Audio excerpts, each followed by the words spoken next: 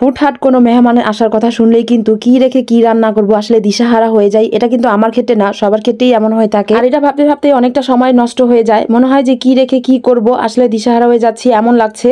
তো যাই হোক, এইদিকে আমরা রান্না বান্না করার জন্য আজকে সব কিছু প্রস্তুতি করে নিচ্ছি, বাজার করে এনেছে। আর এইদিকে আমরা কাটাকাটি শুরু করে দিয়েছি, অল্প কিছু রান্না করব, যাই হোক হুটহাট বলে কথা। আর এইদিকে এই তো আমার জায়গা দখল করে আছে বিড়ালটি, আমি ওখানে কি বসে ভিডিও করব, তাই আমি এই পাশ থেকেই ভিডিও করছিলাম। বিড়ালটা বসে বসে দেখছিল, আসলে আসলে মাছ মাংস সবকিছু এখানে কাটা হচ্ছিল, তাই বিড়ালটা এখানে বসে বসে ভাবছিল হয়তো কি খাবে। তো যাই হোক, আমি বললাম বিড়ালের মনের কথা।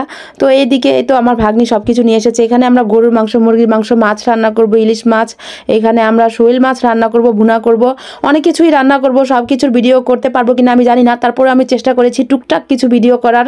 আর সবসময় আমি যেভাবে হাতে মেখে মাংস রান্না করি, যেহেতু হুটহাট একদম শর্টকাট পদ্ধতিতে আমি রান্না করব, কারণ সময় যেহেতু খুব কম, এখন যেহেতু শীতের সিজন, তাই দিনটাও ছোট, তাই খুব তাড়াতাড়ি সব কিছু রান্না করতে হবে, অনেক রকম আইটেম রান্না করব। তো যাই হোক, এদিকে মাংসটা আমি মেখে দিয়েছি, গরুর মাংসটা। এখন মুরগির মাংসটা মেখে নিব সেমভাবে, যেভাবে আমি রান্না করেছি গরুর মাংসটা রান্না করি সবসময়, মুরগির মাংসটাও সেমভাবে আমি দিব, কারণ যাতে তাড়াতাড়ি সব কিছু হয়ে যায়। আর এভাবে মুরগির মাংস রান্না করলে কিন্তু গরুর মাংসের মতোই অনেকটাই মজা লাগে। তো যাই হোক, এদিকে মুরগির মাংস আমি মেখে নিচ্ছি। আপনারাও কীভাবে রান্না করেন নাকি অবশ্যই কমেন্ট করে জানাবেন। আপনাদের কাছে একটি অনুরোধ, আমার চ্যানেলটি যদি ভালো লাগে অবশ্যই সবাই একটি সাবস্ক্রাইব করে আসবেন, আর আমার পেজটিতে একটি ফলো দিয়ে আসবেন। আর এইদিকে আমার গলাটা একটু ভাঙা ভাঙা গলায় আমি ভিডিও করছি, তা আমার অনেক কষ্ট হচ্ছে, তারপর আমি ভয়েস দিচ্ছি, আমার অনেক কষ্ট হচ্ছে, তারপর আমি ভয়েস দিয়ে যাচ্ছি। যাই হোক, কেউ কিছু মনে করবেন না। এখন যেহেতু শীতের সিজন, সর্দি লাগে মানুষের, বিভিন্ন কারণেই গলাটা একটু ভেঙে যায়। আমারও সেম এরকম হয়েছে, গলাটা ঠিক হচ্ছে না 2-3 দিন যাবত। তো যাই হোক, এই তো আমি এদিকে এখন ইলিশ মাছটা রান্না বসিয়ে দিচ্ছি।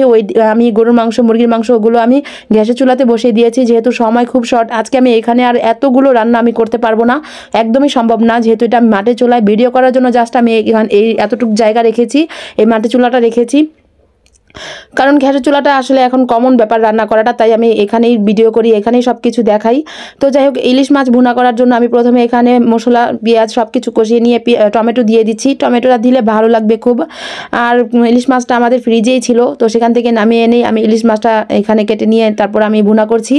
তো কেমন হয়েছে অবশ্যই কমেন্ট করে জানাবেন। এই শীতের মধ্যে কিন্তু চুলার সামনে বসে থাকতে ভীষণ ভালো লাগে, তেমন শীতই করে না। আর এখন যেহেতু আজকে কনকনে শীত পড়েছে, তাই এতদিন এই শীতটা কিন্তু তেমন পড়েনি, বোঝা যায়নি, কিন্তু আজকে কিন্তু অনেক শীত। তো চুলার সামনে বসে থাকতে ভালোই লাগছিল। আমাদের রান্না করতে করতে কিন্তু সন্ধ্যা হয়ে গিয়েছিল, কারণ আমরা রান্নার বসিয়েছি দুপুরের দিকে, আর সকাল থেকে সব কিছু রেডি করেছি, গুছিয়েছি, একটু সময় লেগেছে, যেহেতু অনেকগুলো রান্না, ভর্তা বানাবো, মাংস রান্না করব, ডিম ভুনা করব, সব কিছু আসলে আমি ভিডিও করি নেই, টুকটাক ভিডিও করেছি। কেমন হয়েছে, কালারটা দেখতে পেরেছেন, অনেক সুন্দর হয়েছে, আমার কাছেই ভালো লাগছে। তারপর আমি এখন গোল গোল করে বেগুন কেটে নিয়েছি, এই বেগুনগুলো এখন ভাজবো লাল করে। মেহমান আসলে এইগুলো দিলে কিন্তু মেহমানরা অনেকটাই খুশি হয়ে যায়, মাংসের পাশাপাশি কিছু এগুলো এইসব খাবার দিলে, ভর্তা দিলে খুবই খুশি হয়ে যায়। তো যাই হোক, বেগুনগুলো ভেজে নিচ্ছি এখন লাল লাল করে। তারপর আমি এখন এই তো ভর্তা বানানো হয়ে গিয়েছে, এখানে টমেটো ভর্তা, মাংস ভর্তাও বানিয়েছি, খুবই মজা হয়েছে। আর আপনাদের কাছে কেমন লেগেছে অবশ্যই সবাই কমেন্ট করে জানাবেন। এইদিকে আমাদের মুরগি রান্নাটাও কিন্তু গ্যাসে চুলাতে হয়েছে ভিডিও করার জন্য, এখানে আমি একটু নিয়ে এসেছি। আর এই তো আমাদের শোল মাছ, গরম গরম ধোয়া ওঠা শোল মাছটাও কিন্তু রান্না করা হয়েছে। তো সবাই ভালো থাকবেন।